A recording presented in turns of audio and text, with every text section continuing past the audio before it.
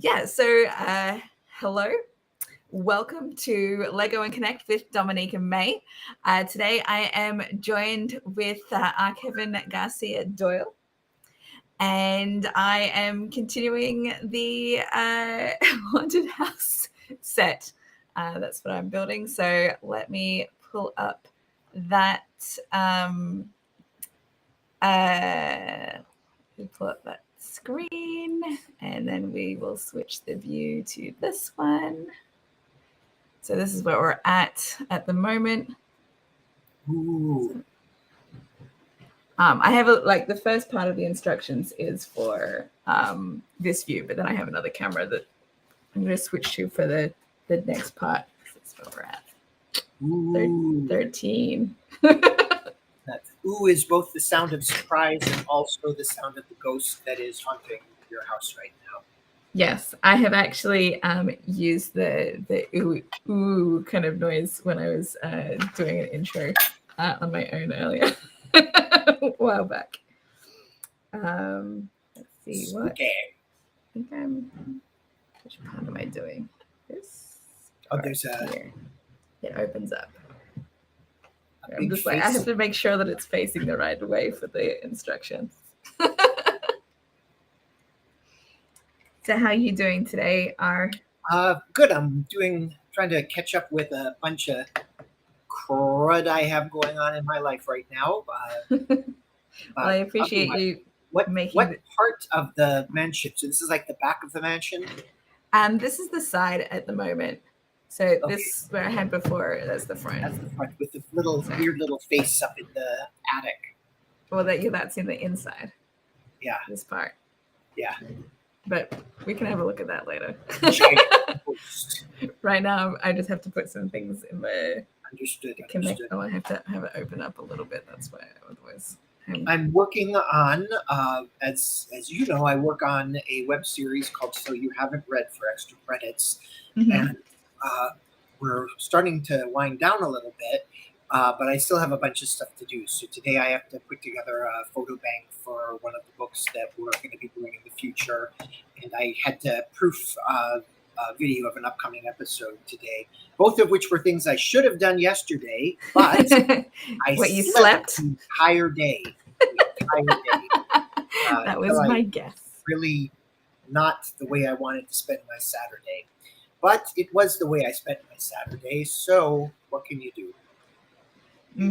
Saturday does what Saturday does. It seems to be how you spend a lot of your weekends, is just sleeping. I feel like that might just be because I'm old. So, and I had to respond to a play yesterday, which I haven't had to do in a while.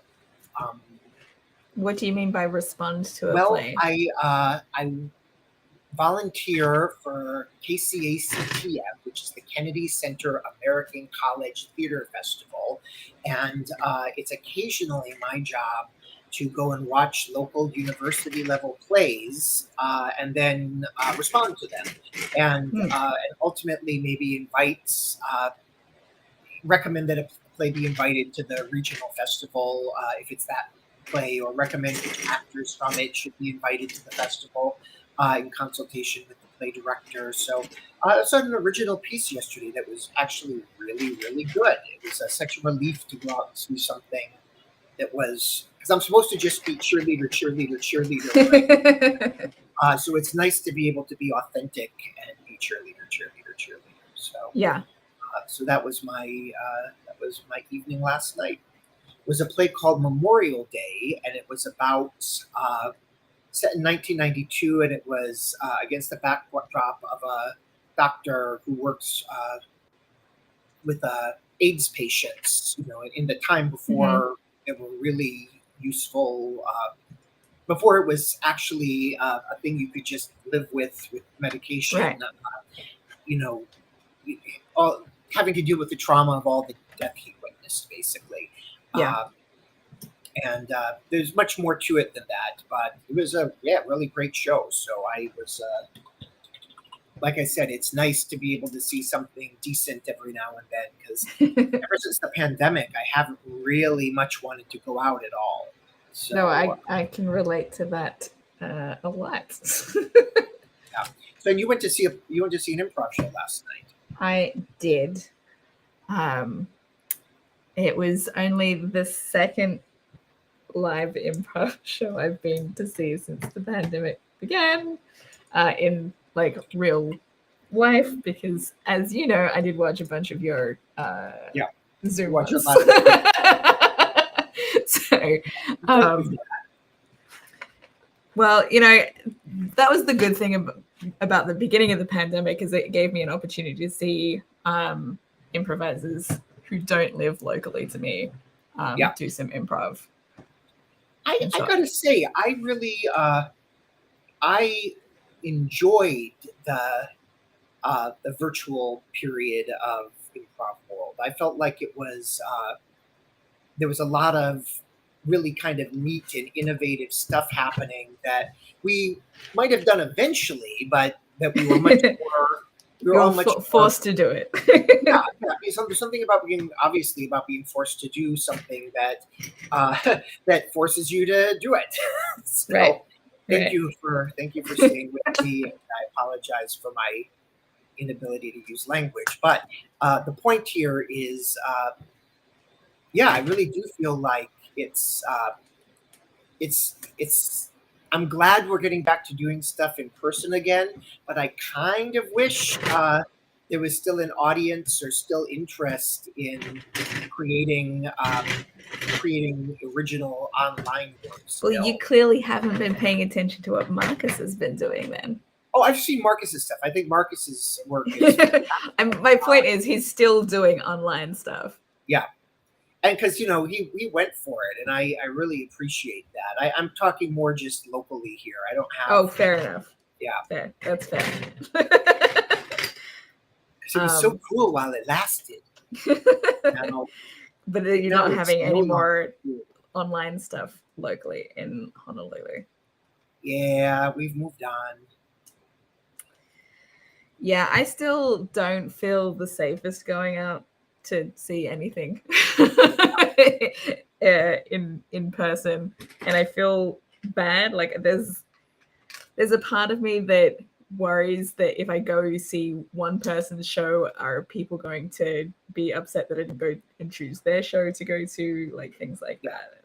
It's probably really silly of me to worry about stuff like that. It. I mean, I do feel like people understand, but because we can only see so many things in our lives, and in this time where, in addition to the physical health risks of being out during the pandemic, we've all been impacted by the fact that we had to isolate for so long, and it makes things that might not have felt so socially awkward 3 years ago feel incredibly socially awkward now. So I totally get you there. Yeah. But I just worry like that people are gonna judge. I don't know. No, I assure you they won't, but at the same time, I completely that was the insurance that I got last night with one of the improvisers that I did meet up with, who was performing last night. Yeah. But still. It's like, why would I see this show and not that show? Yeah. I know. I realized this morning, I was thinking about it more this morning, and I think it stems from projection in a way. Like, I think there's a part of me that has been like, because I've been so isolated and like isolating myself, and people generally haven't reached out to me, there's a part of me that has been a little jealous in a way that other people have been meeting up but not making an effort to see me. So I think that's what it is. I think it's partly projection. It's like, well, why are you guys all meeting up with these people? You're not reaching out to me. No, I get you. Totally get you. Totally get you. Trying to stick a thing on the. I'm sorry, you can't see that part that I'm doing right now because I only have one of my cameras, but I think it's connected. I'll show it off later, but I've got a little more. I will look forward to it. More small bits to to build that's not directly on the building itself.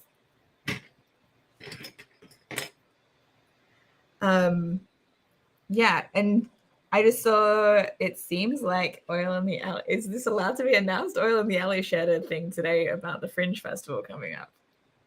Yeah, so I have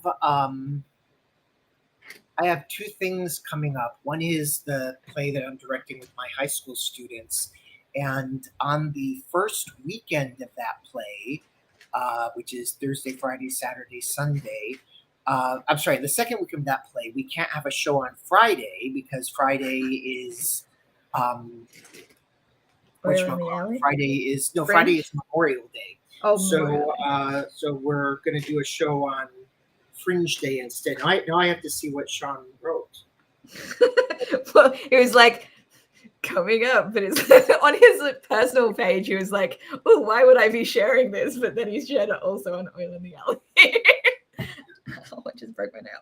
I'm curious. Let's see what does it say on our Instagram. I'm not 100% sure what our dates are, and I'm just going to hope that it's not. Oh, maybe he put it on Facebook. It was on Facebook. Let's go to Facebook. These are things I should know. Well, Sean is the one who organizes everything. I understand. There's a lot of stuff I don't pay attention to that I should pay attention to. Let's see. Oh no, I picked the wrong size. That's all sorts of stuff about our performances in Seattle last year. That's no good.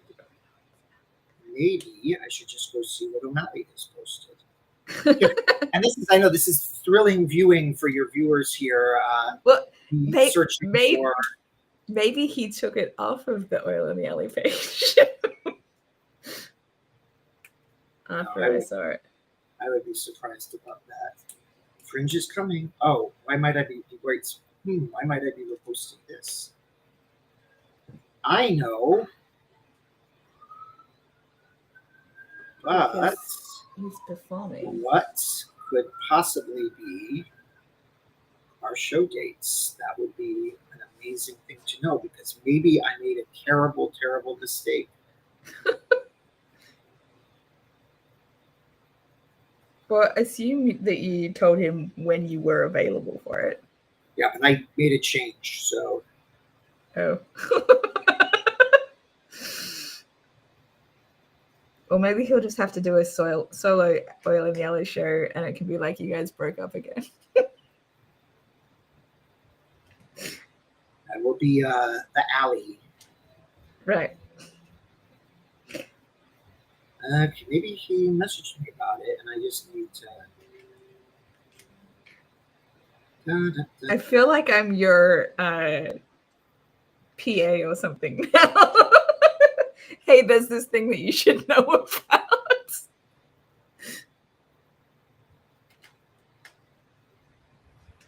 I'm building one-handed at the moment. Checking. What is our Fringe dates?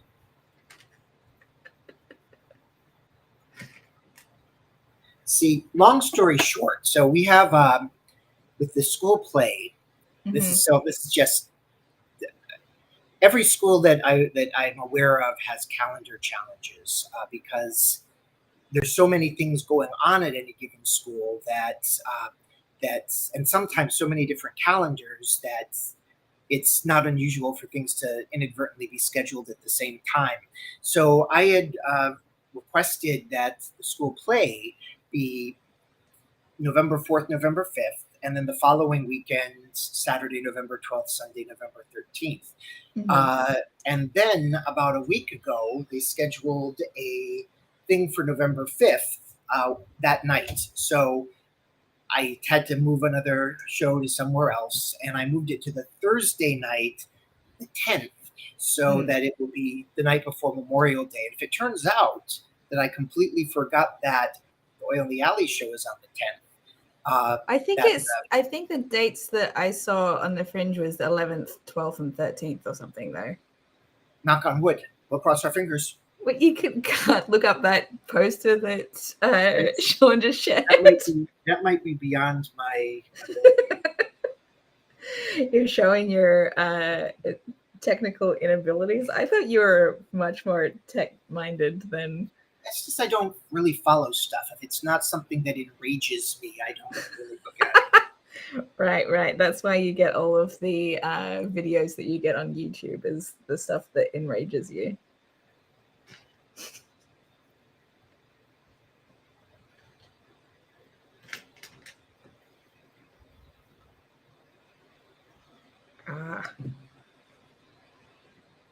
I broke my nail as I was talking to you earlier, so I'm trying to deal with building while I have a broken nail. 10, 11, 12. So the 10 is the danger zone. Right. Well, fingers crossed then. Yes. Because I'm going to guess that the fringe is not going to change shades. One never knows.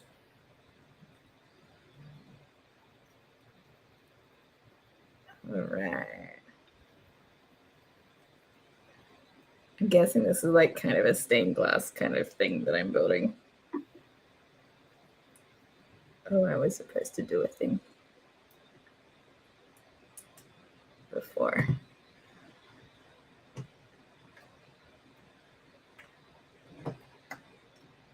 Yeah.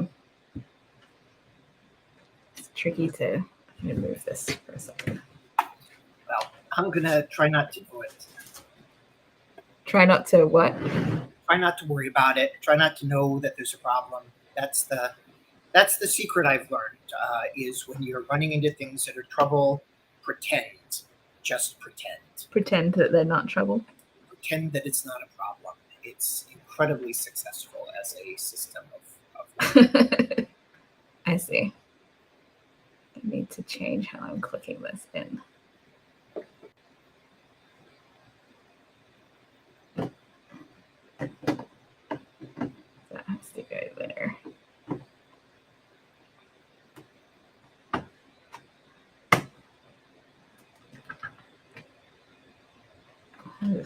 Okay, come on, be in the right place.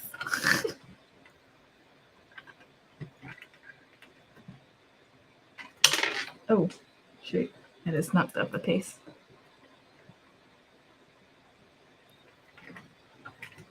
Why is this so tricky? Who am I? Yeah, somebody was posting about. I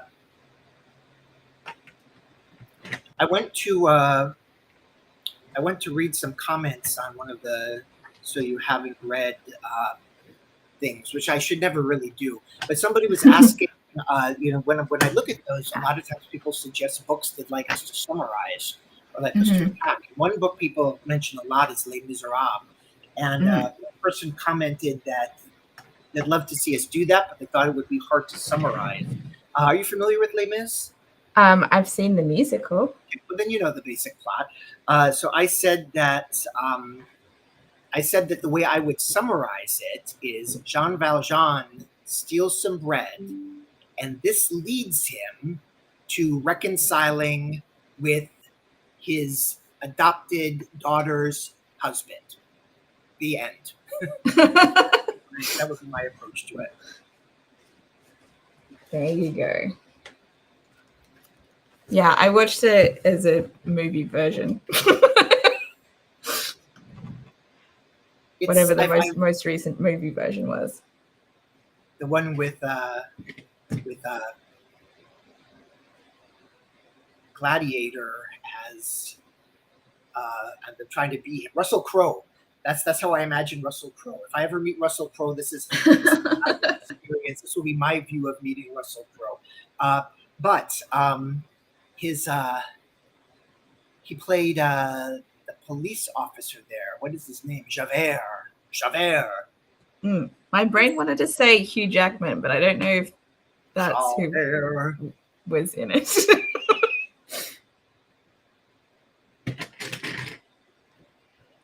So anyway, yeah, there's a lot of musicals that I've not seen, but that one. I can summarize any of them for you.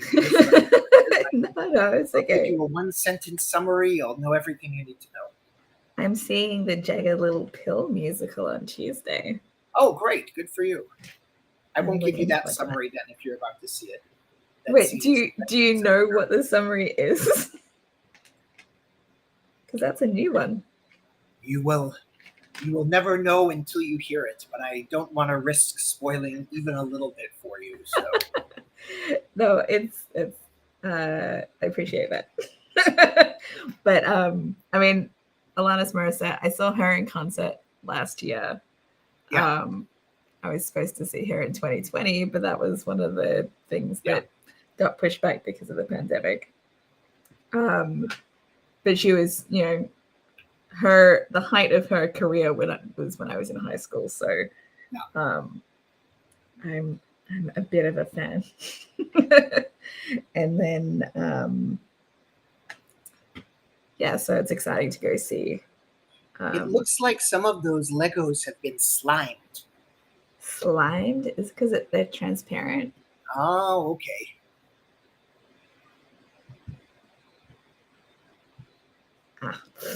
I probably need to cut my nail. That just broke, so it's not bothering me. But I don't need to do that on camera. Because awkward.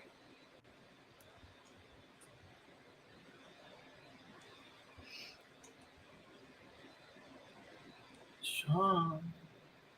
You're still waiting for him to respond? Yes, I'm having some anxiety about this now. So this is like a kind of an interesting thing. Is this a wall segment or is this a roof segment, like a stained glass or something? Yeah, I think it's going to be a stained glass window. Oh, that's neat. Lego has gotten so crazy since when I was a kid. It's very intricate. My brother and I think I told you this story the last time I was on, but it's the only Lego story I have. My brother and I would make the set once, and then we would put all of the Legos into one giant box, and our main things would be to either try to build giant robot creatures that we didn't know would have been called kaiju back then, but were essentially Lego kaiju, and or we would try to build vehicles that would not shatter apart when they crashed into each other, which was really quite fun. And that was a game that my brother and I could take our sibling aggression out on each other in a way that we genuinely enjoyed and that nobody got angry about. We would just do our best to figure out designs that were indestructible. And that's very tough with Lego because, as you know, when Legos crash into other Legos, pieces fly off everywhere. Yes, and then you potentially lose some. Lego has actually some of their sets. They've been releasing sets that look like kind of Gundam warrior figures and stuff. With their, I've seen them both in the Ninjago series and the Monkey Kid ones. So Ninjago. And then they also had a Transformer Optimus Prime they released this year. So there's a lot of nostalgia, I guess, that's coming. Lego, I mean, I love that Lego is producing stuff for adults now because it's probably a big market. I assume it's a big market. Well, I mean, right here we see an adult enjoying Legos right in front of us. Exactly. So there must be a market for it. There's a decent number of us.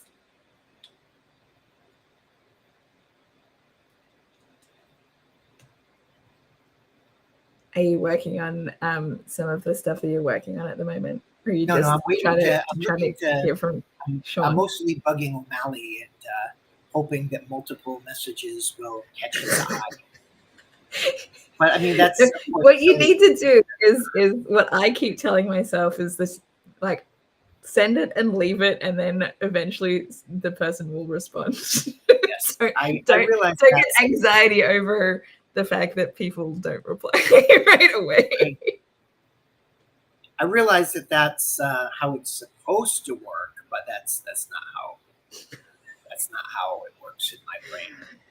I think at least Sean is someone that will respond eventually. My anxiety that I have about it is like when I send messages to someone that I don't really communicate with all that often, and then it feels like I'm worried that they don't like me if they don't reply. Why aren't you replying? Don't you like me? I have the sense that multiple messages convey the depth of my anxiety. And that's Well, at least Sean knows you well enough to, I guess, understand and not like freak out. I'm fascinated by this stained glass look here. I think this is really kind of neat. I finished that part now. Now I have to move on to the next part. One of the things I'll show it off when it's built. One of the things that I think is really great about Lego design catalogs is that they inspired IKEA to put together their design catalogs. I think that it's great. It's great training for when we grow up and buy furniture that we have to manufacture and assemble just based on pictures. Mm-hmm. Mm-hmm. That's fair. Yeah, I have some IKEA furniture that I need to build as well. So that might be my one of my projects for next weekend. If I've finished with this one, we'll see.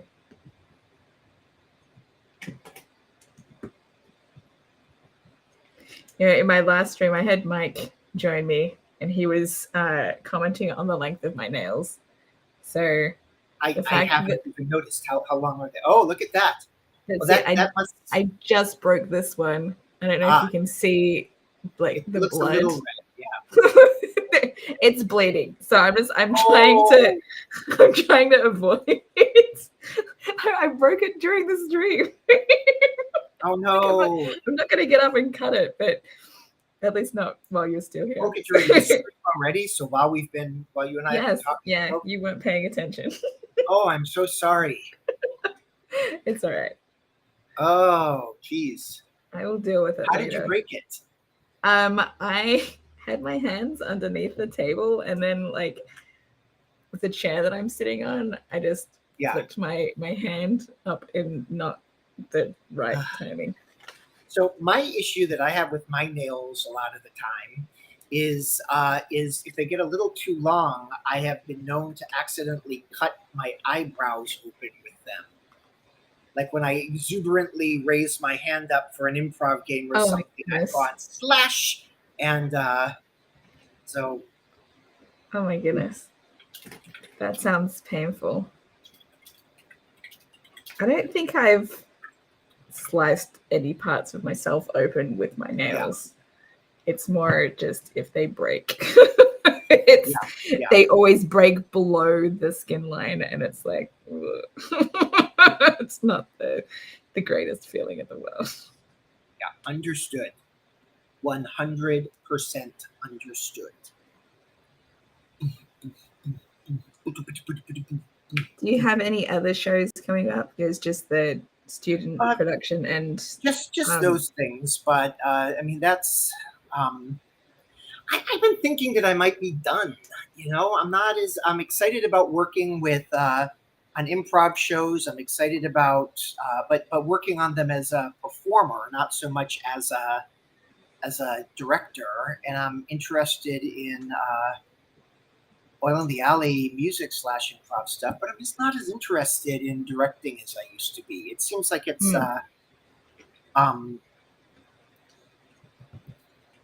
you've done enough productions over the years that you think you've done enough? I think it's not so much that. I think it's more a matter of the investment to reward isn't what it used to be for me. And part of that was the pandemic. Part of it is that I really started feeling during the pandemic, making these online plays, that we were doing something that was challenging and new and really exciting, trying to force this medium to turn into a storytelling medium. And now doing theater with live bodies doesn't quite do it for me as much as it did anymore. I've liked I like the educational part of it, so I like the directing of my students, because there's still that feeling of, well, yeah, we're doing a play, but this is primarily education.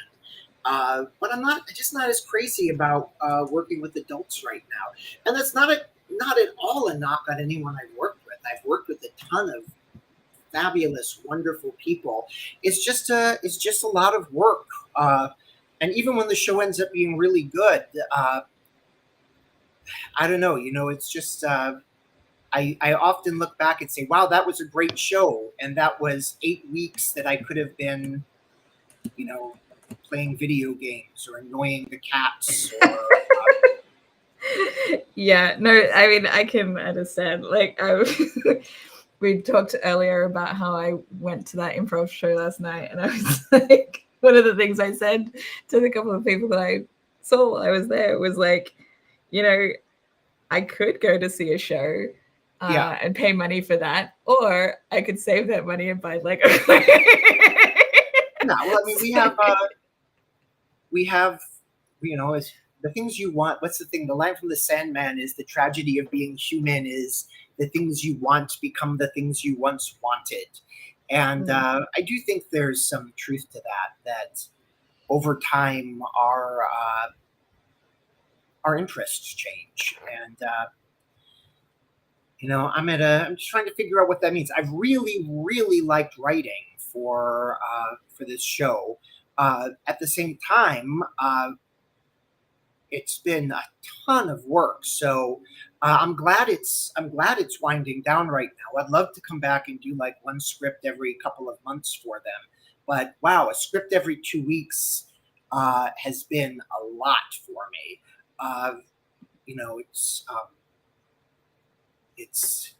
It's a lot more. It's a lot more work than I thought it would be. And as you know, I can just rip out writing if I need to. But look at that! Look how cool those stained glass windows are. Look how nice those look.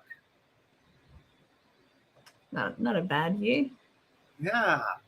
I had to switch the view so I could build the next part. I love that they're a little bit translucent there. That's really that is neat.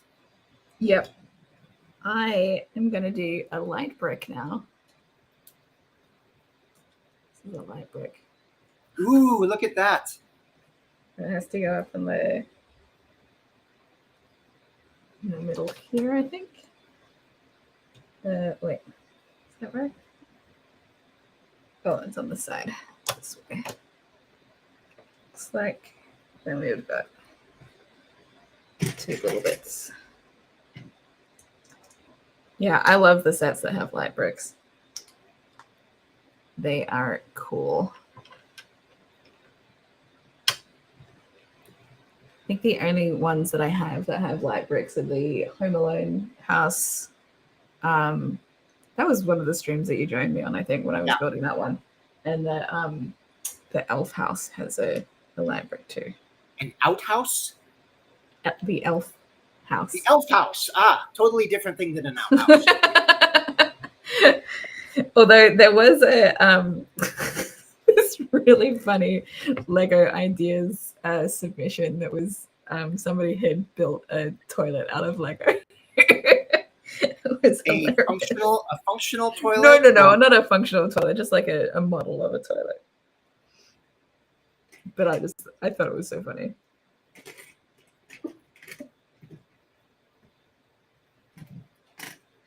All right, Sean has alleviated my concerns, but we don't know for sure what the date is yet. But we know that it will not be on the nights where there's conflict. So, great.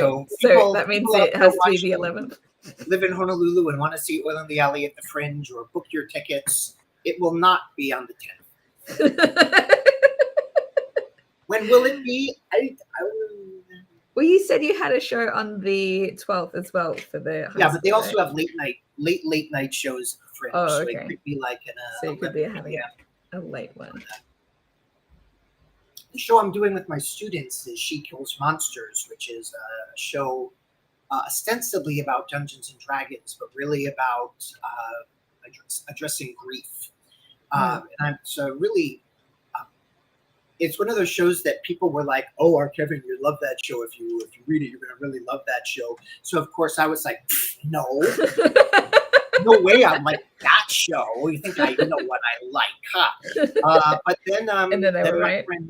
my friend Nick, who's like Mikey from the old I can't remember the cereal now. He likes it. Mikey likes it. Commercials for the cereal that nobody likes anything, but Mikey likes it. Nick is like that with theater. Nick said to me, "No, this one's actually pretty good." So on his recommendation, I read it and I was like, "Oh my god, this is so good!" So that's what we're doing with the students, and so far it seems like uh, it's been good for a good experience for them. Our school has a tradition of doing exclusively original theater work, which I think is fabulous. And I think that's something that I want to try to continue to honor and develop while I'm there. But at the same time, I had a lot of students come up to me saying they wanted to do something that was previously scripted, as their words went. So when they do original stuff, is it stuff that the students write, or is it? Yeah, it's been student written work. I'm thinking next year, one of the things that the students have to do as part of the International Baccalaureate Theater Program is they have to know about devising theater. And I think one thing that would be really useful for them is to go through a devising process that, so use another theater company that does devised work as a kind of a inspiration to devise something on their own. And I was thinking that something that might be fun to devise in 2023, which it will be next year, is Animal Farm by George Orwell, because every day it's a little bit more like that in the Western world here. So it's worth maybe using that as a thing to develop into a longer piece. Plus, that way, it may depend on how the midterms go next month. But it may all. But it also gives them a chance to build. It also gives them a chance to build masks and puppets, and we can have maybe like a Julie Taymor kind of approach to the script. And so I think there's a lot of things about doing it as a show that are potentially really meaningful and useful for the students, and it's still them creating original work. So just an original adaptation. So that'll be something I consider for next year. Well, we'll see what happens. We'll see what happens. The prior teacher was a master playwright, so he was really, really gifted at getting the students to write and create their own work. But I don't have quite that same set of skills in my wheelhouse. My set of skills is much more aimed at. Yeah, the camera's on. My set of skills is much more aimed at devised work and Asian theater work, and much less on and directing work, and a little bit less on teaching students to write plays work. I can still do it, but not quite at the same level that this other dude could. Bummer for the kids. Good for me. Because I know that you, I think, wrote something quickly for the students to do earlier this year. Oh, right? yeah. I mean, I can write it myself, but I think the challenge for me is that I'm not somebody who believes that there's a right and a wrong way to write something. And I know that there's a lot of people who have very, very strong feelings that this is the right way. This is the way something gets written. This is the way something gets put together. And my challenge working with my students is that when they're writing things, less so when they're directing, but absolutely when they're writing things creatively, is balancing supporting their voice with encouraging them to think more dramatically, but at the same time not dictate that my way of doing Yeah. it is the way of doing it. I mean, I think that what's more interesting is them figuring out their own voice as an artist. And but there's also something to be said about let's all learn how to write a typical well-made play, and now you know how to do that, and now go and do whatever you want. So, uh, but I think You that have can be to know the rules before you can break the rules. but That's what I gotta I say, hear. there's also the flip side of that is the history of popular music in the last 100 years has been crazy young people not knowing what they're doing, breaking all the rules, and making really interesting music, and then they learn what they're doing, and their music gets less interesting. Right. And so, you know, oh, we can't do that. We did that when we were younger. We did it that way, but now we know how to tune our instruments properly. It's like, oh, that's too bad. I'm so And then sorry people you know call how to them do it right sellouts. Is that when people call them sellouts, when they have that impact? now. People call them sellouts as soon as other people like their work. Oh, right. Yeah, Right. that's what I think being a sellout is all about. Is I like them better when nobody else liked them, but now that other people like them, they're sellouts. Now that they're trying to, I imagine that's how you were when you were oh yeah, like in totally. the teenage years. And I wish I hadn't been because I think that if we want to, I think it's a form of gatekeeping to say that you have to be able to be independently wealthy or be able to uh, support yourself without making money off of your music to be an authentic musician. I mean, um, there's a lot of people who music can be their profession. It can be the thing that they break through and they make a living at it. And there's nothing wrong with making a living at something you love. Mhm. But it's easy for wealthy and middle class folks to say, "Oh no, man! If you're making money, it's not pure." It's like, dude, you're living on rent paid by your dad. Don't easy for you to say. Uh, Right. so Right. that's Well, I don't know. yeah, I had a lot more freedom to write whatever I wanted when I was married because I had someone supporting me. Yeah, it But makes a difference. not that I don't have. I mean, now that I'm making money for myself, I'm still writing, and I feel like I still have the freedom, but I just don't have as much Yeah. time. So, But you also have other things that you need to do. Look how cool this wall is turning out to be. This is really fancy. There's like windows and stained glass windows and things that I don't know the name of, and the windows look like they might be. Are the windows like a little bit deliberately cracked? no, Or is that just me? no, it's not deliberate. I don't That might think. just But be that because your arms are between. The windows are cool. I just might not have done it very like the straightest way. I don't know. I think that's how it's supposed to go. How neat! You press the sign to make the light go up. Totally haunted house there. Very haunted, much house. Wow. Do I need to let you go now? You said that Yeah, you I had should probably until. get running, but thank you so much for visiting with me for a while. Oh, I appreciate you Really. making the time for me. I'm gonna keep streaming. Um, although once you leave, I might take a quick break to actually cut this nail so it doesn't keep going back. Yes, you should do that. and forth. um, yeah, but sorry, something crossed my mind and I got distracted.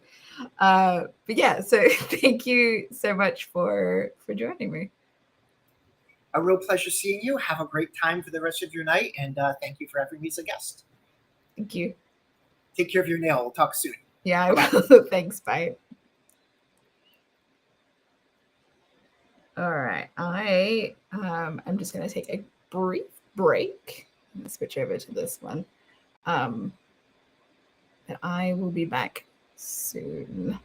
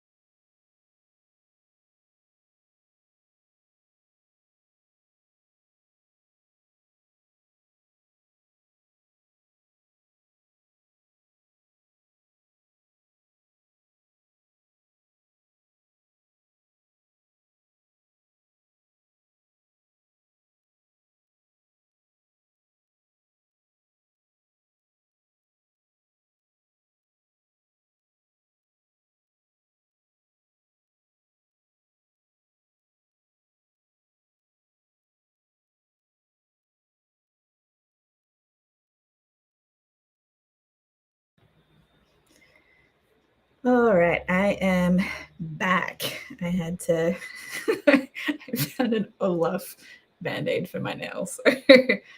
uh, hopefully that'll help, and no more flicking back and forth. I don't have to worry about that happening. And we'll continue on with this bag. I'm probably going to keep going until, let's see. I mean, my kids are out of the house for another few hours, so we'll see how I go. I may break when I am ready to eat dinner.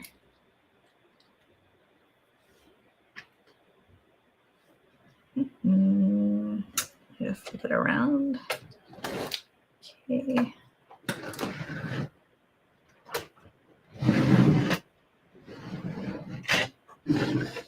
Inside here.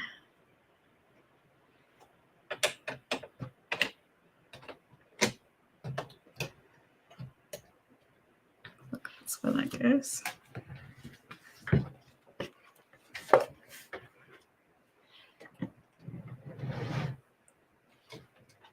That here.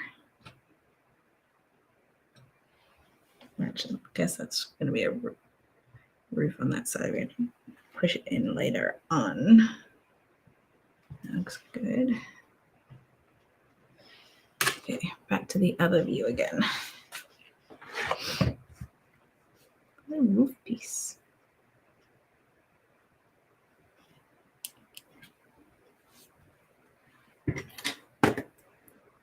I think so.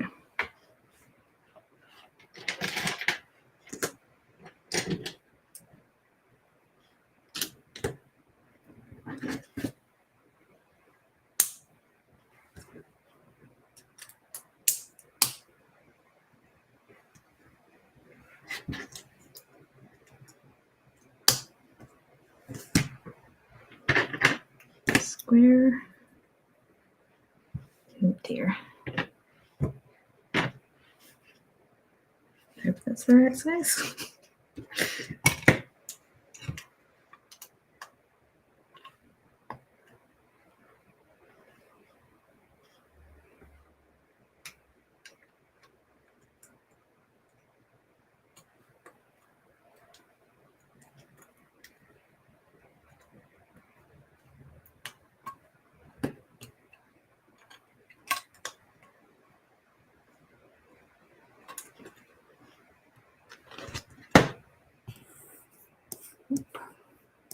Just in case.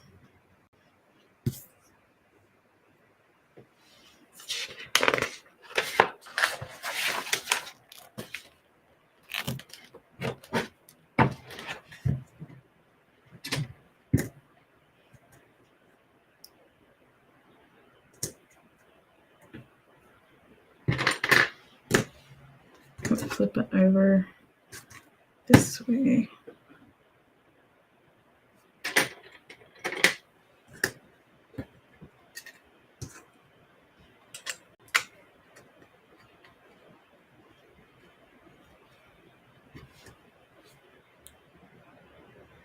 Lighting, so interesting color.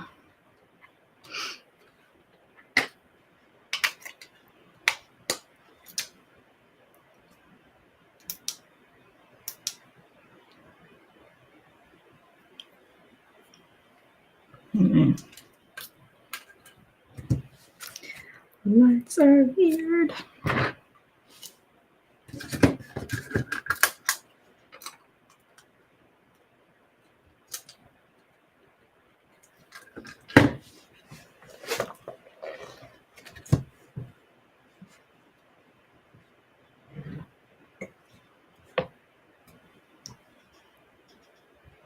One of these.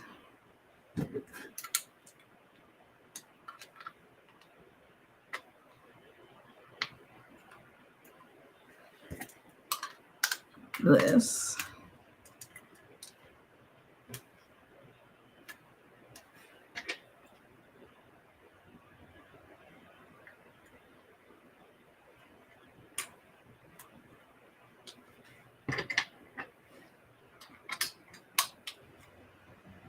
Yeah, very tricky.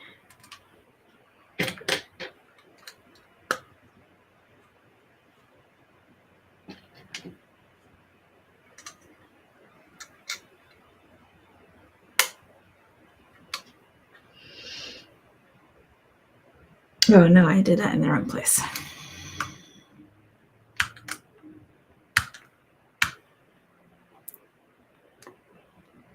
Wait, how do I be using?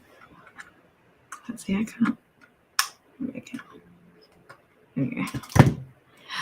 The tool works.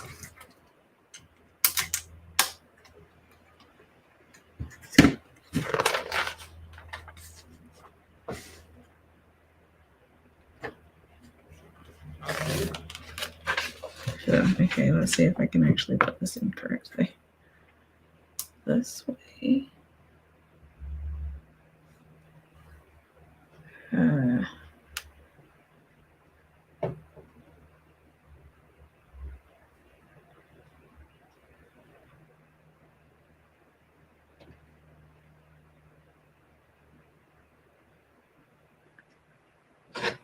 Oh, it's connected to that. Okay.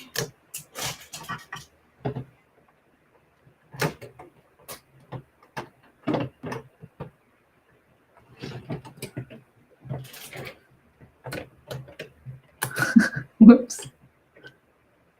Clicky, clicky. Oh no. That's all right. Push through. Maybe I'll just push this through. I don't know. That's the way to do it.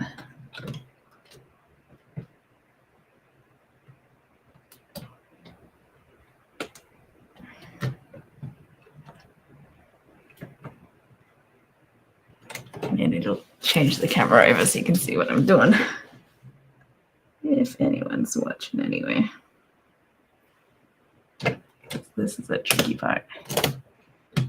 Oh, and then switch over the camera that it sticks in.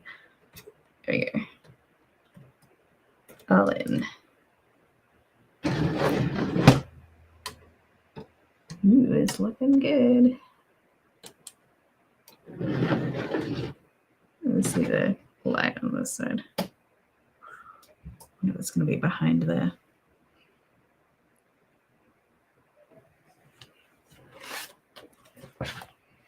Oh, it's going to be for this thing that we're building. Okay.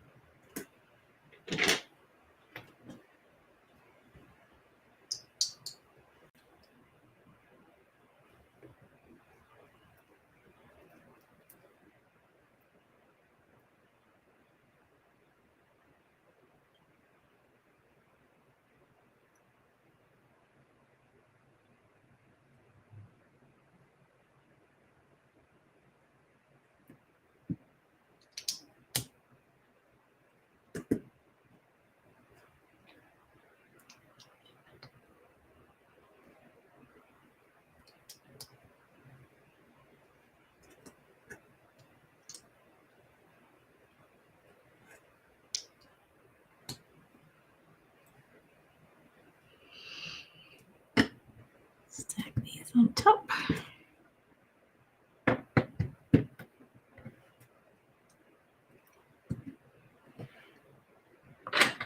Ooh.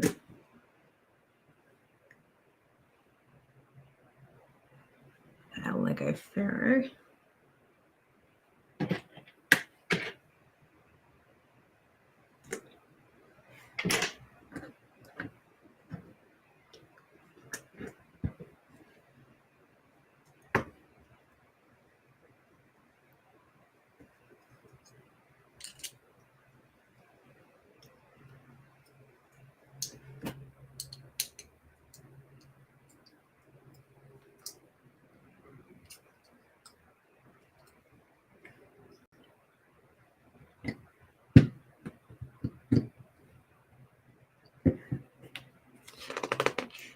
Oh, I see. Oh, this is cool.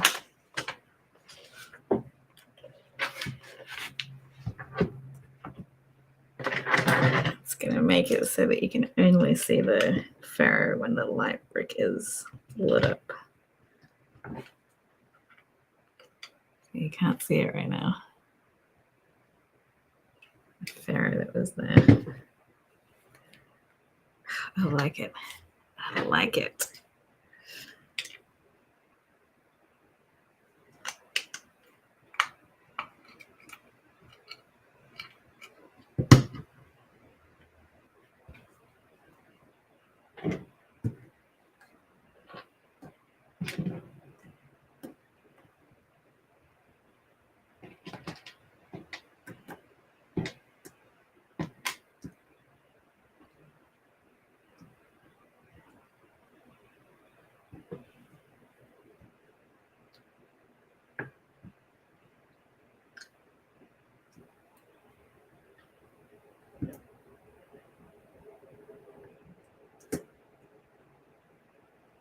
What? Oh, the other one blue. Rolled away.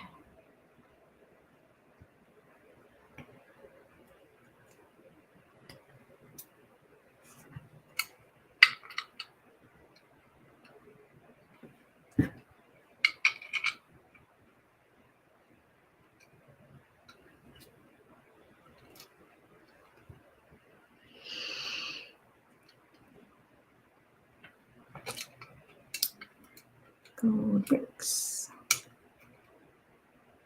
Make it straight.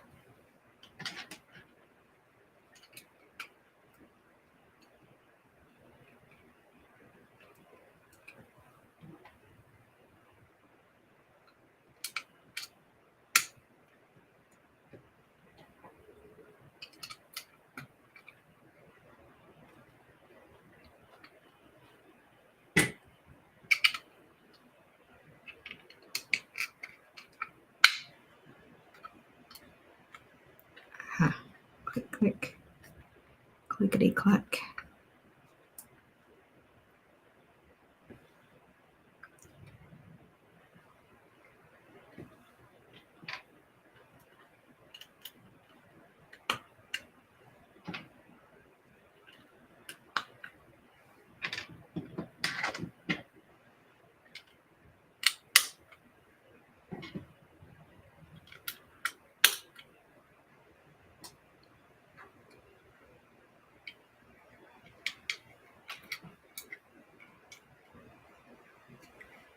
Ooh, looks cool.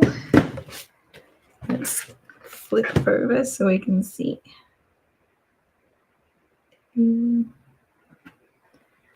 This gets added here. Where? Well, it attaches to this part. Let's see. Cool. All right. And light brick. Well, let's go. Gonna work. Ooh, now you can see the pharaoh. Nice. I can't see very well in the camera there. Let's see. It'd work better if I zoom up closer. Oh. Unfortunately, it does not have a good effect on this particular camera. I might have to take a picture of it for Instagram just to show off what it does. But let's see what it has to say about it. In here, the portrait of Samuel von Baron. As the portrait was finished, a strange glow started emanating from the ruby. Trapped in the mummy's curse, von Baron was driven mad by Pharaoh Hotep's terrible jokes. How interesting. All right. Flip back to the other view again.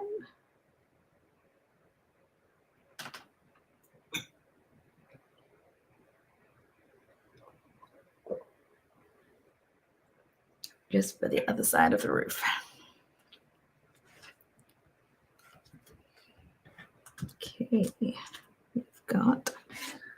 One bit.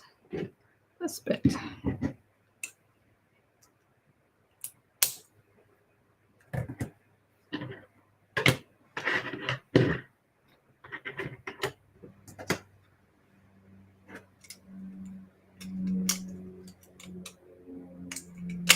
Okay. Click properly, please.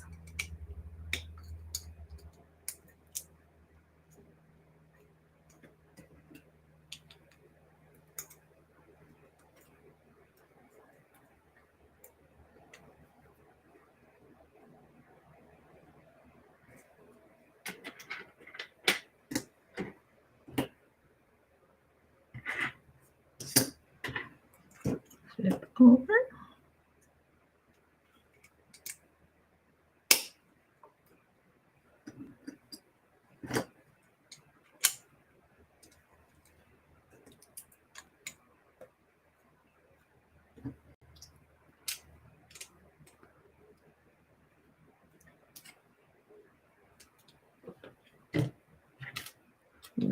Okay, hang on.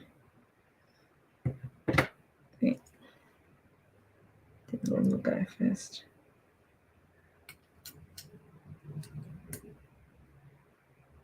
There.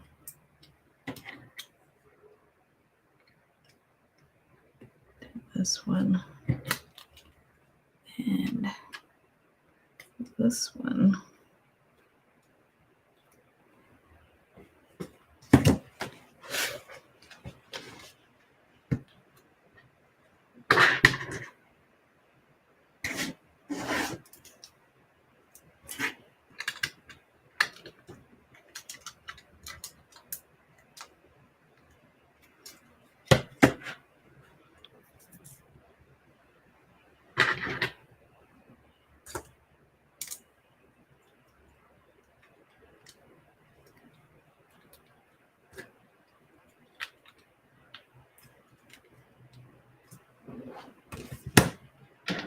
They're almost done.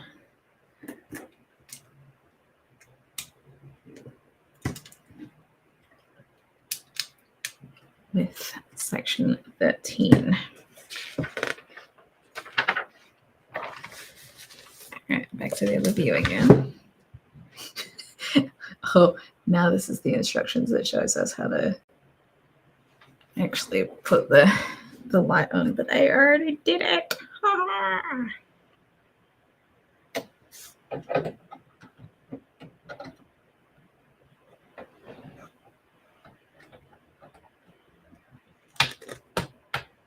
Click, click, click.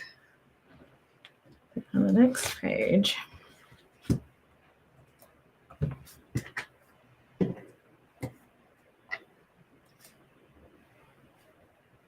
Have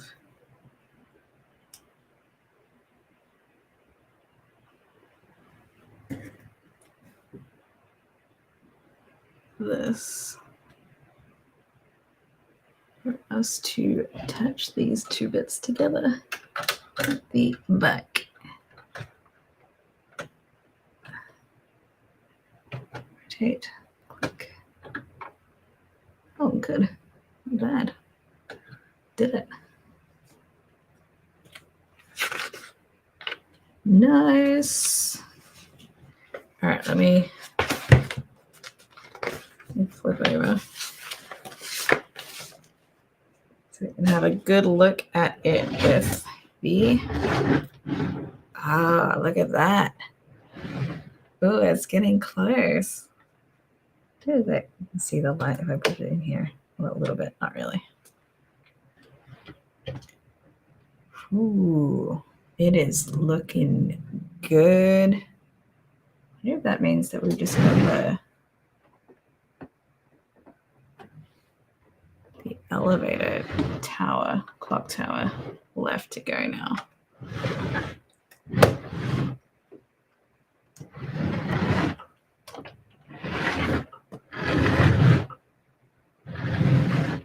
Very cool.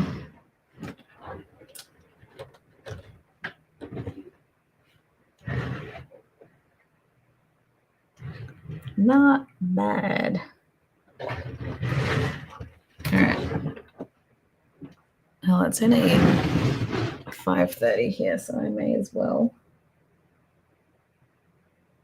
We're gonna build some ghosts. Nice. Bag 14 is not that big.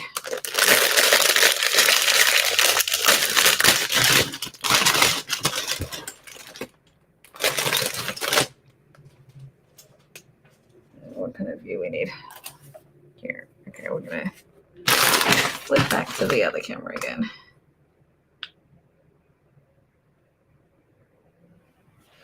I'm gonna build some ghosts first.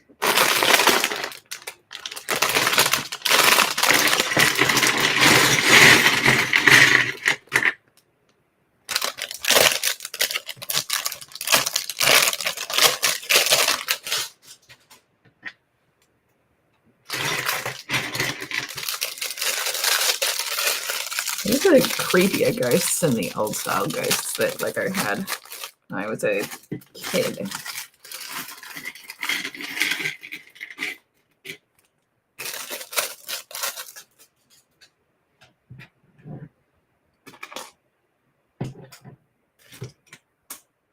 All right, 2 ghosts. I don't know why it's only showing 1.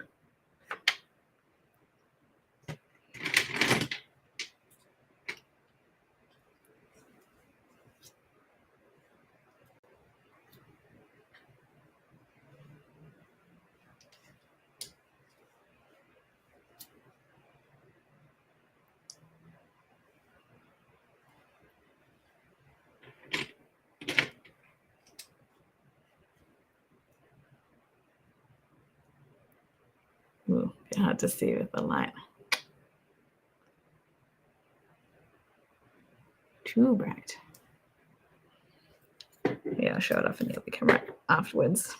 All right, second ghost.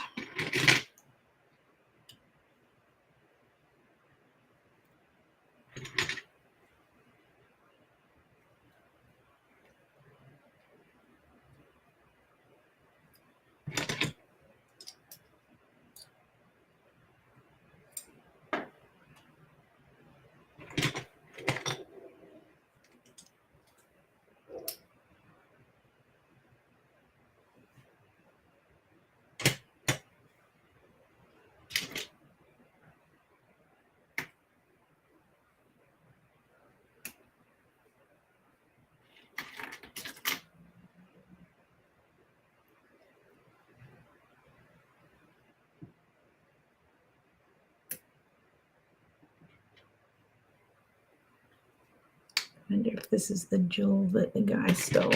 It's a blue one. And the one in the picture was red. I guess it's another one.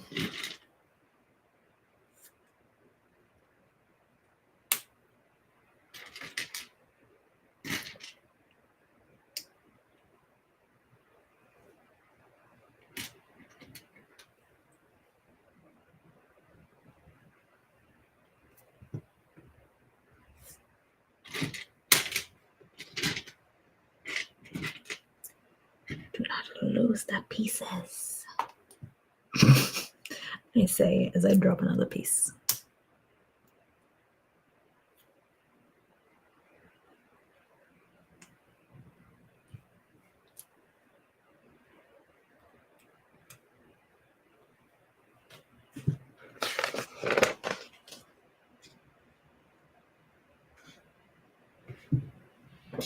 All right, what does it say about this? The resonator. The resonator, in a failed attempt to harness the power of the Rigu Ruby, with this device, Von Baron accidentally summoned 2 friendly spirits from beyond. Oh, and that's why they have the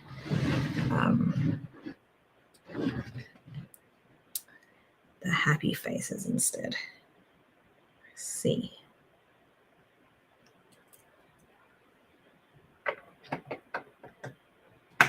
Oops, that's not right. No.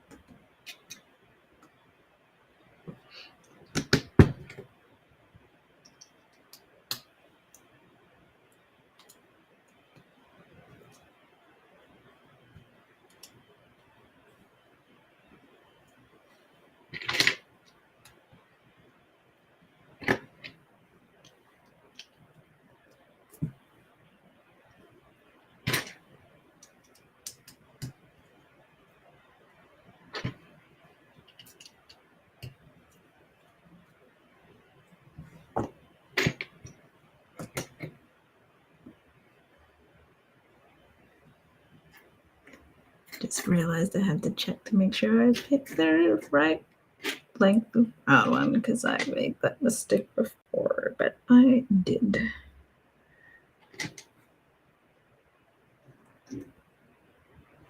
So it's all good.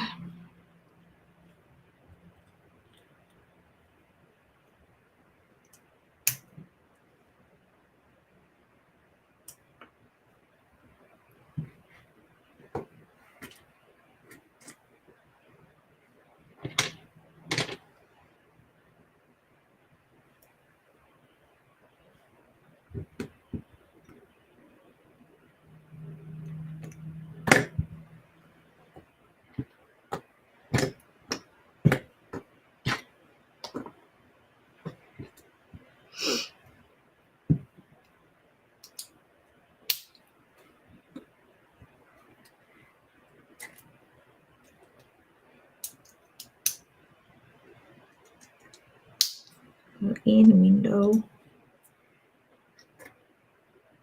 There's the big windows on the other side.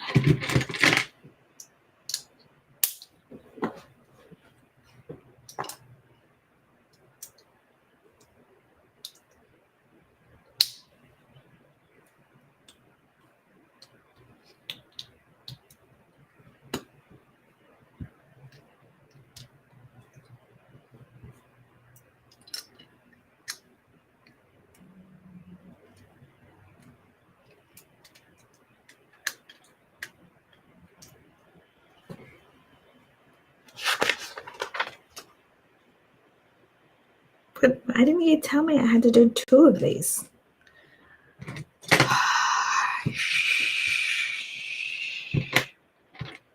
Silly Lego.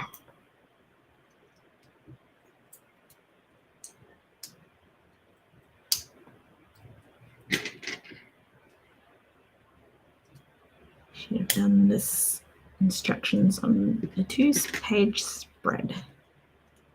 That is on the same page.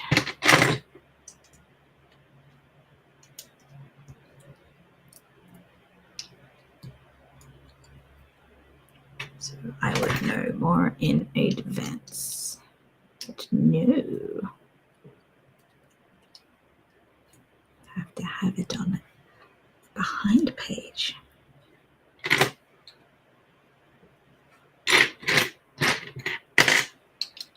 Well, at least do it one time. I need to follow the instructions again because I remember what to do. And I have the other one as a reference if I need it.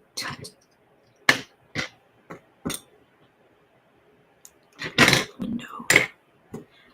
Little window, little window. Let me in.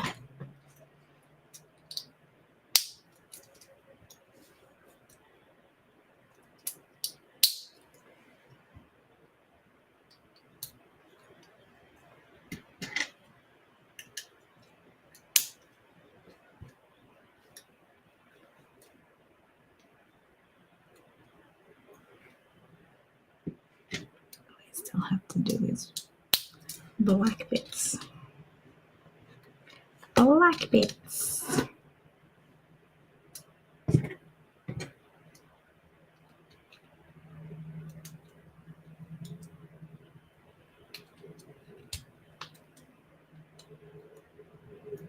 Okay. Now we can get 2 of the top bits.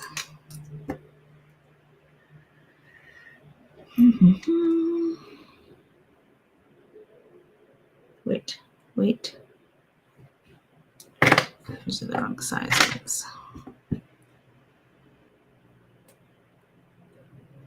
At least I found out before I made a mistake.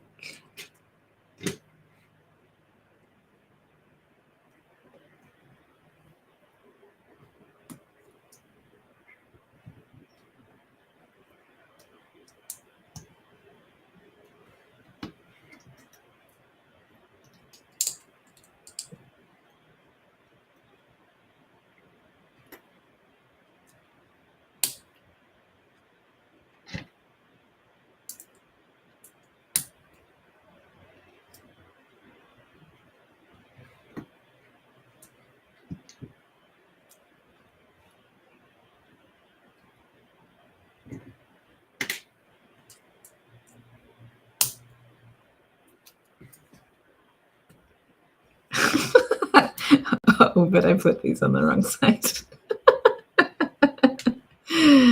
Shh. I didn't. No. I didn't do anything wrong. Anyway, I noticed before. It was a problem. Roofie bit. Ooh, that's not the right word to say. Roofie bit.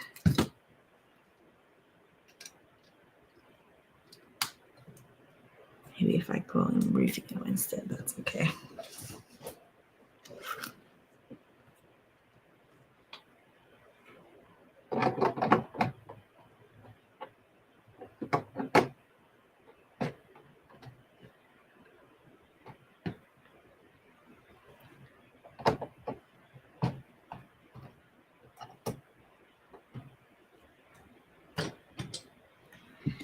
Next, with no segment.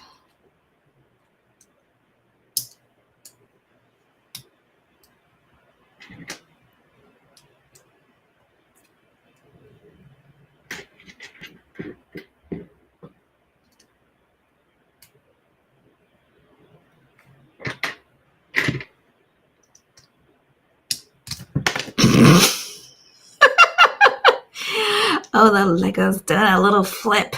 It's a trick. It's a trick. Okay, I wasn't even looking at the instructions. I was just making assumptions about what I was supposed to do next. But I was correct. Hooray.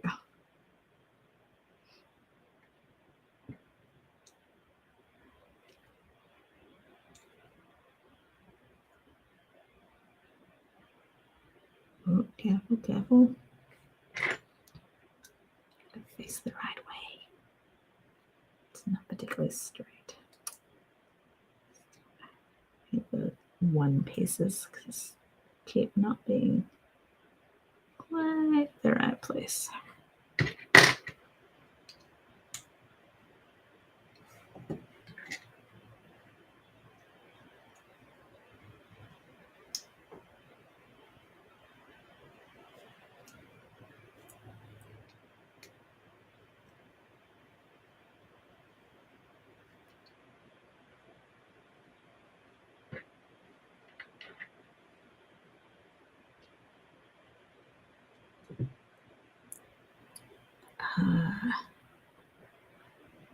These going to be for roof things or just fanciness? Don't know.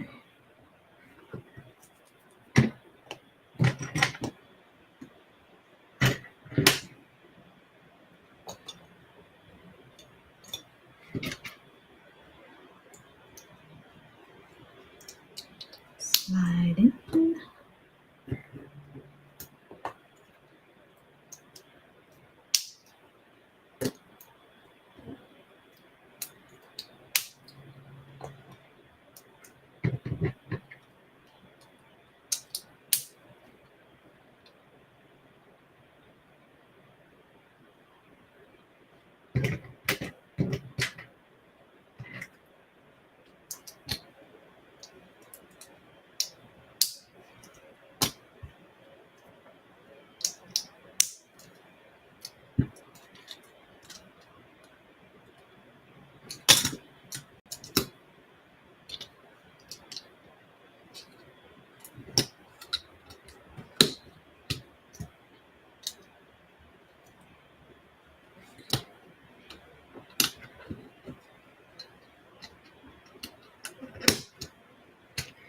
Clickety click.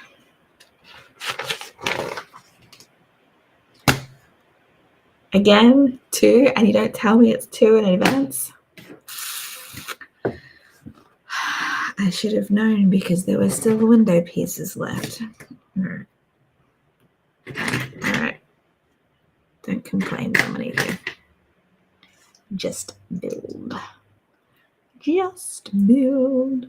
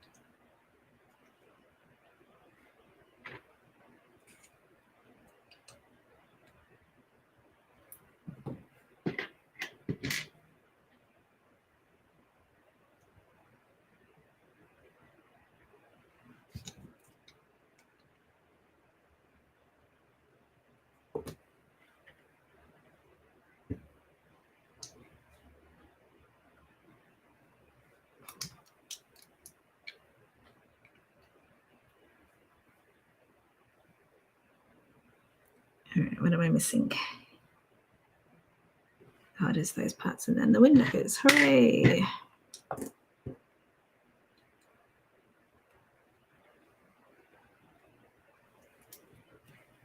The other one. Underneath the window.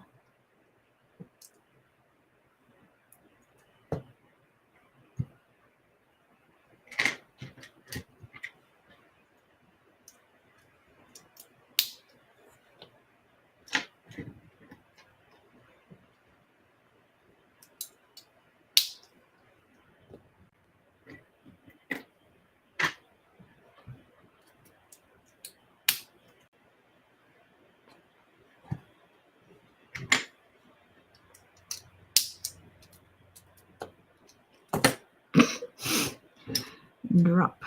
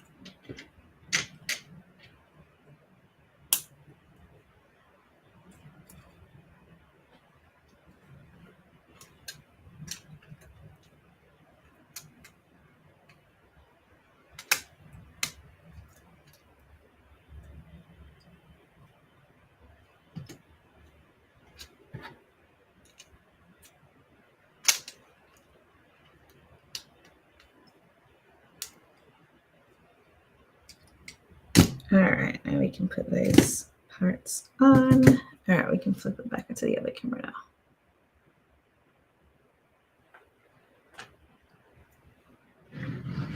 Let's see. Back part.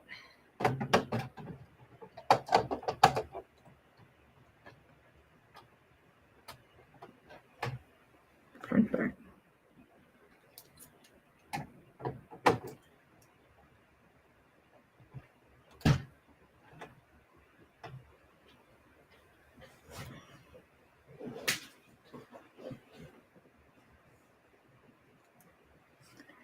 Then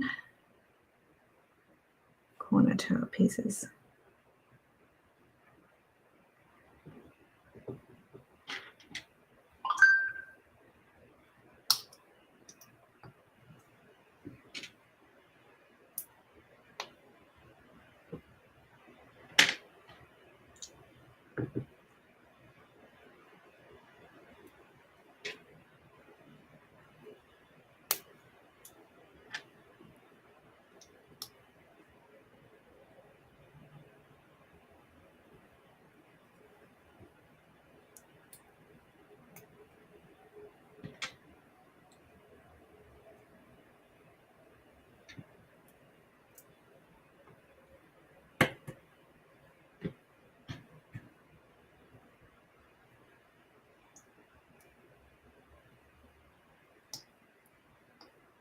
Since I'm almost done with this section, I may as well start section 15 afterwards. That's another small section, I think.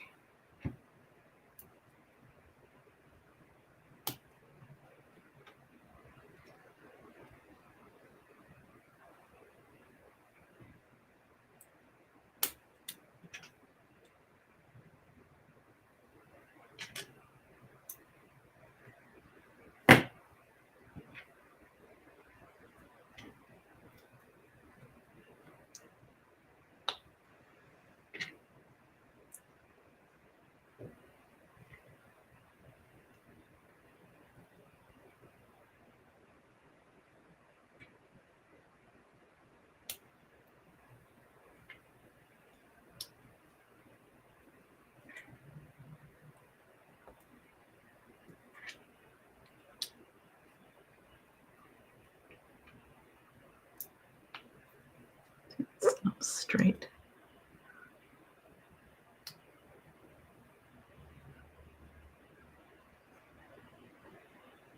Straight enough, maybe.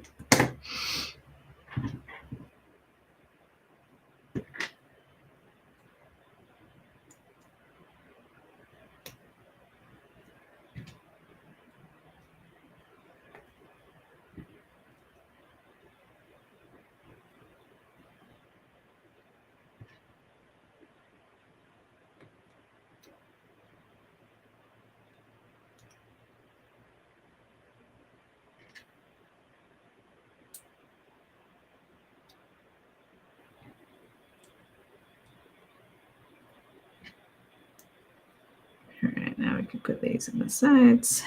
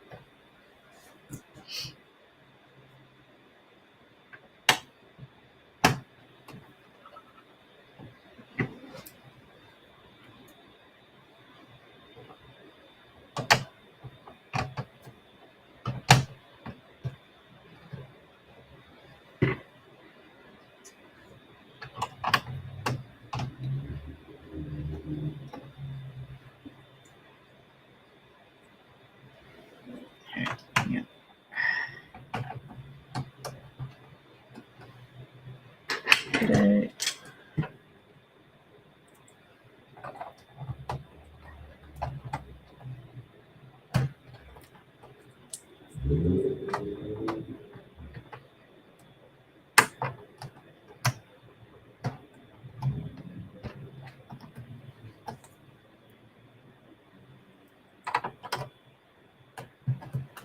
Right, so section 15 looks like it's just another layer of this tower.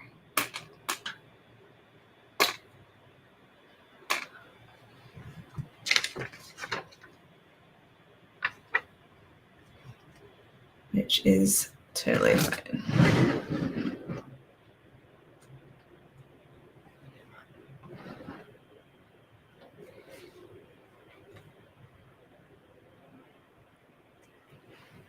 Okay. Last bag for today.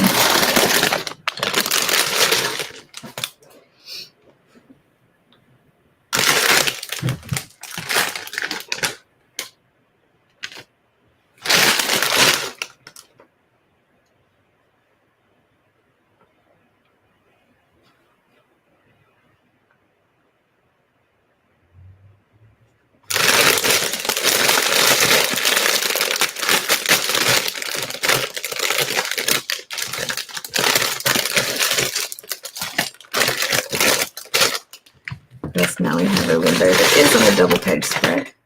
And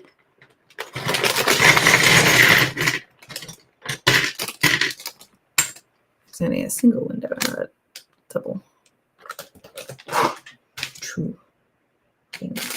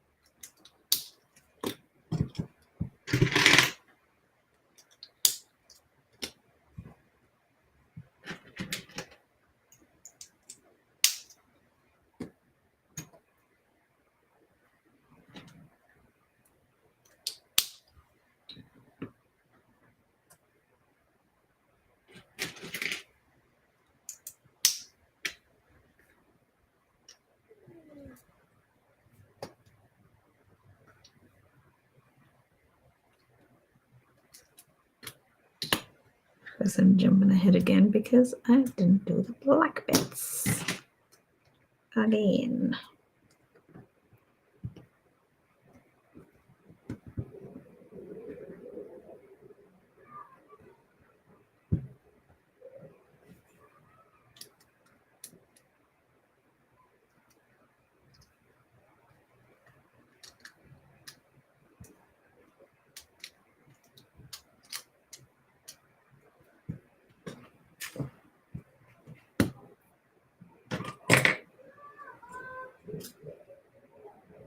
It's not too long. Just like I think so.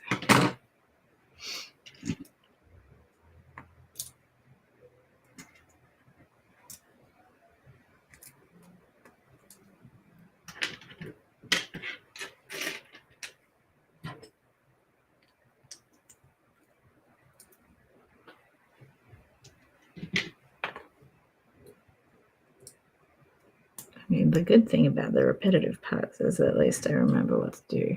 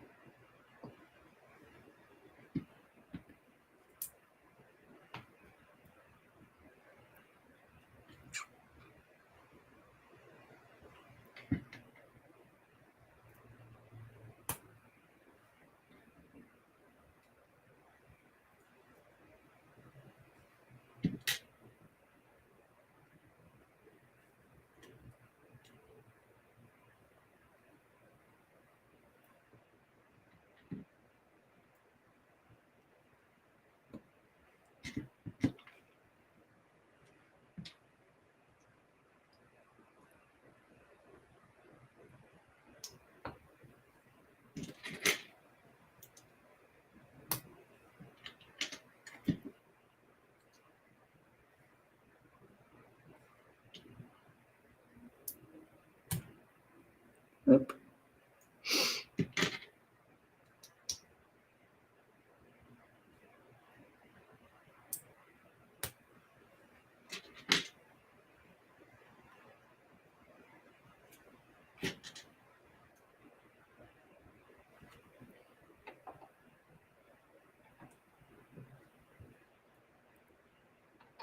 Oh, wait.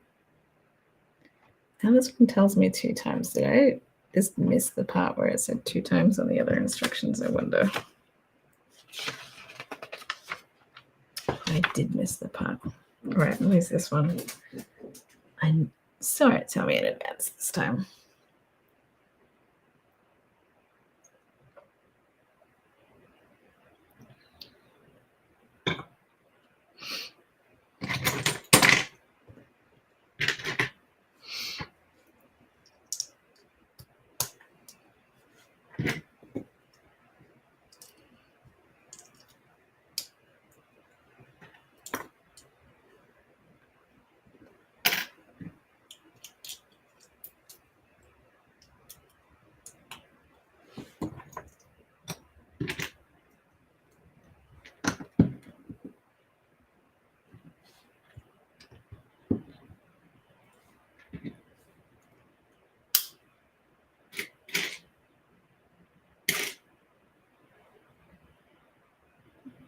Oh no.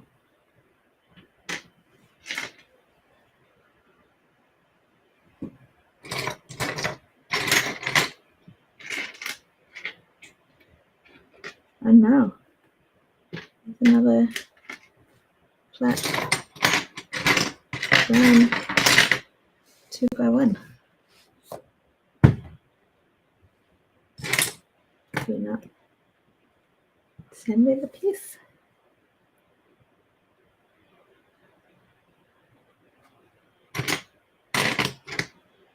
Oh, I didn't see it. Maybe I thought it was black.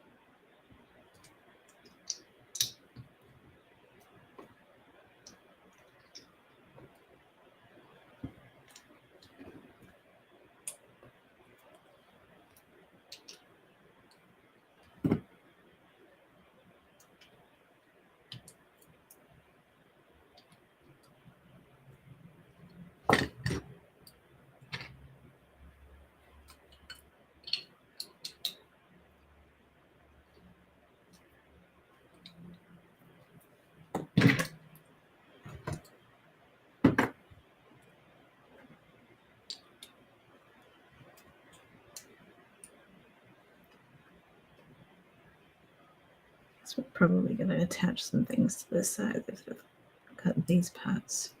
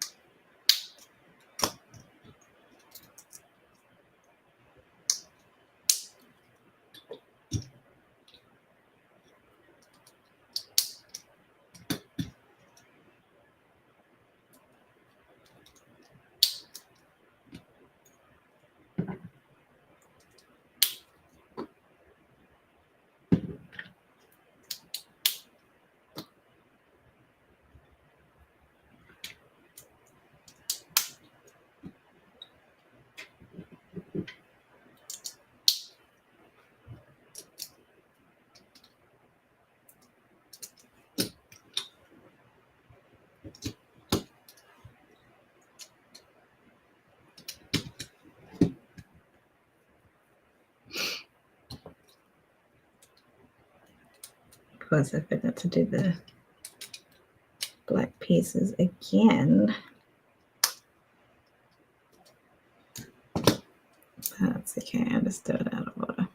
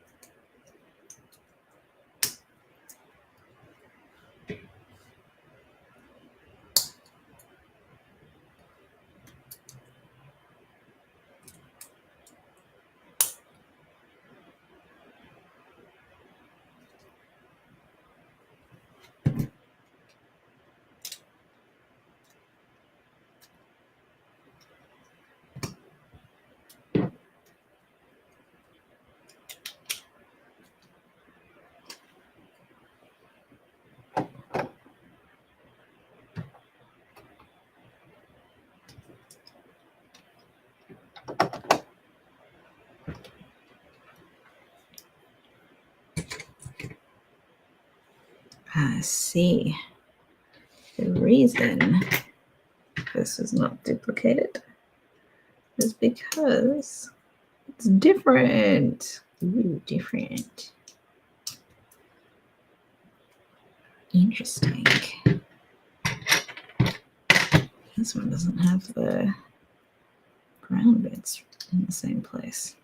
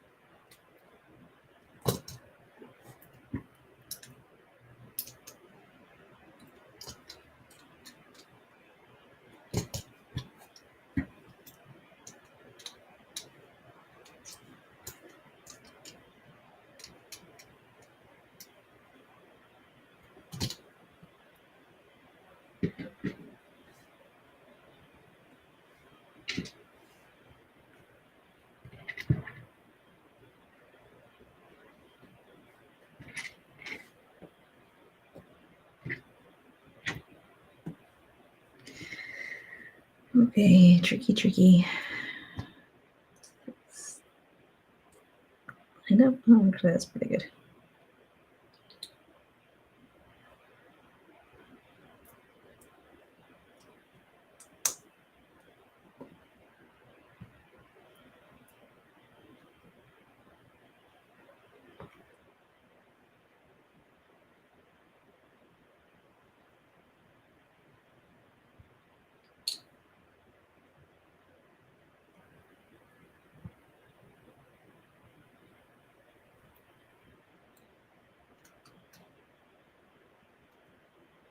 I thought it was lined up. It's not quite straight.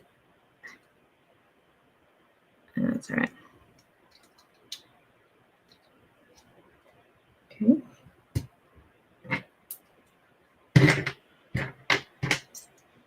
Archways.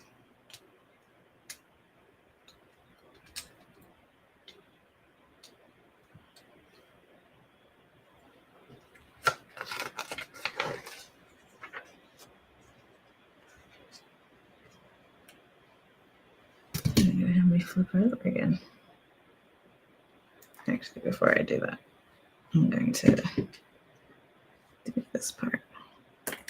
Oops.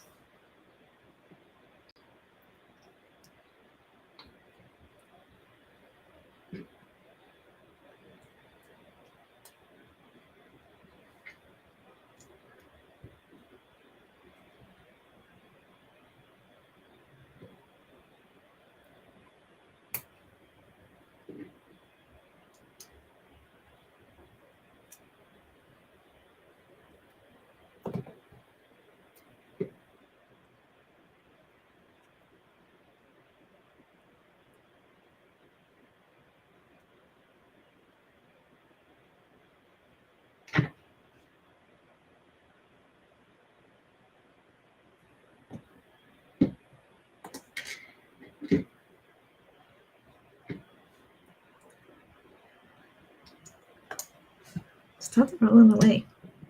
Haha.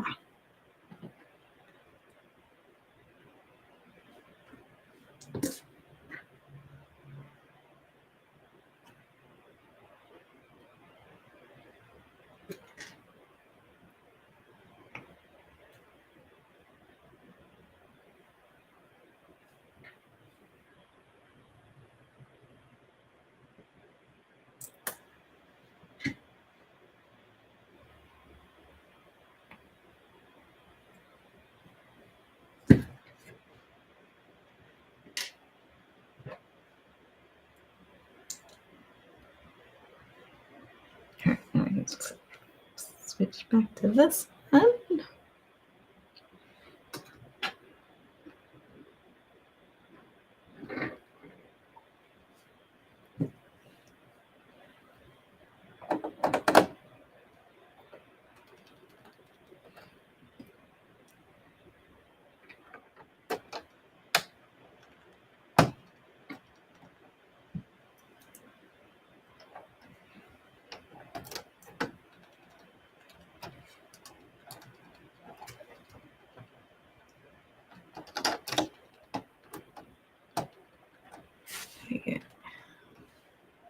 Ooh, it's getting tall. Tall, tall, tall.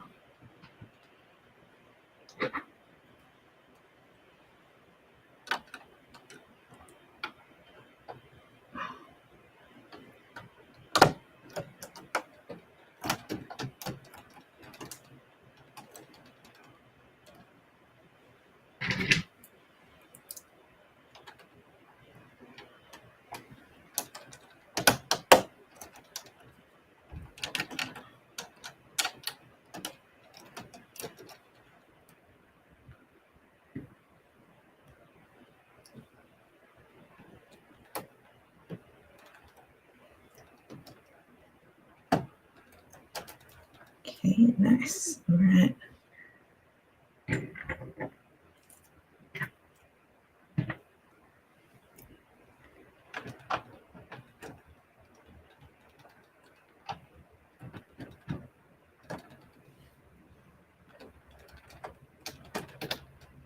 All right.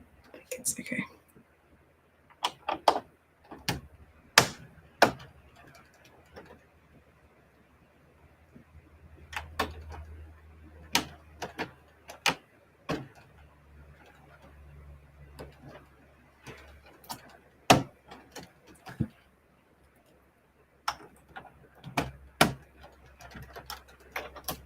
We'll go flat. Ooh. A little bit pixelated now.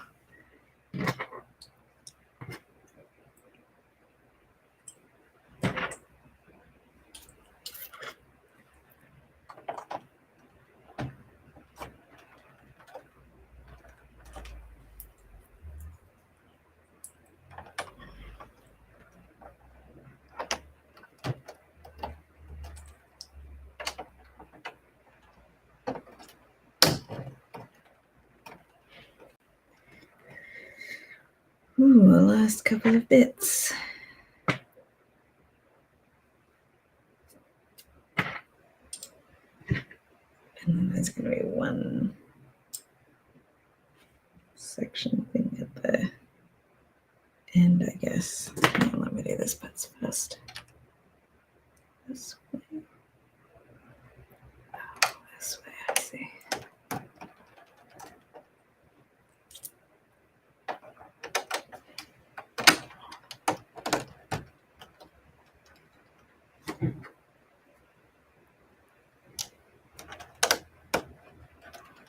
Here. Here.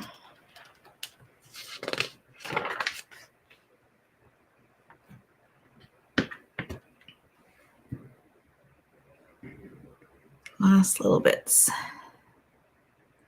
where I finish up this section.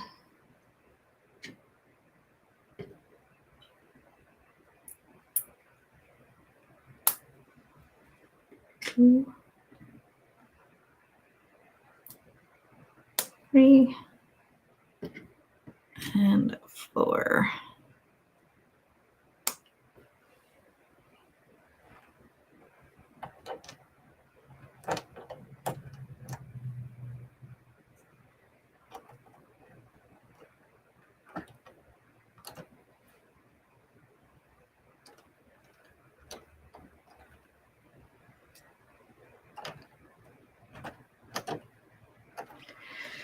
All right, we have built it up so it reaches the top of the camera space now.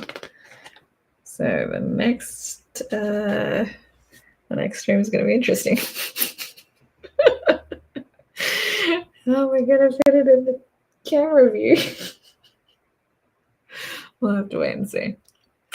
But that's not bad. That progress for today.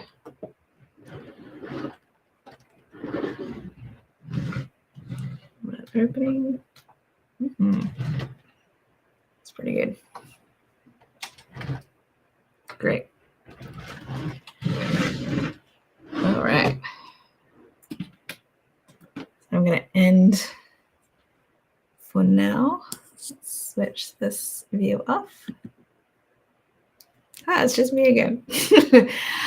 So I have 3 sets of bags left for the haunted house set. So hopefully, fingers crossed, I'll be able to do it in just one more stream.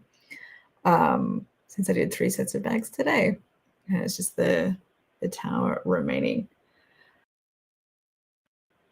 I will probably wait until I have received the last piece that I need to make the electronic part work automatically rather than hand moving. And I think I should be receiving that on Wednesday, but FedEx might have a delay, so we'll see. So I'll probably do the next stream sometime after that. It might be Friday night, it might be next weekend, but I'll still be finished before Halloween. That's the plan anyway. The parts that I couldn't, like with the light brick part, not showing very well on the camera. I will try and take a picture of that with my phone and share it on Instagram. So if you're not following me on Instagram, you can follow me at Dominica Creates. And yeah, and if you're viewing later and you want to find out when the next stream is, Instagram is where I tend to announce when I'm about to do a stream later in the same day. I usually only have been announcing it on the same day. Or you can just, subscribe and hit the bell for the notification. Then you should be notified when I go live next on YouTube. So there you go. Until next time, bye. Waving with my broken nail hand.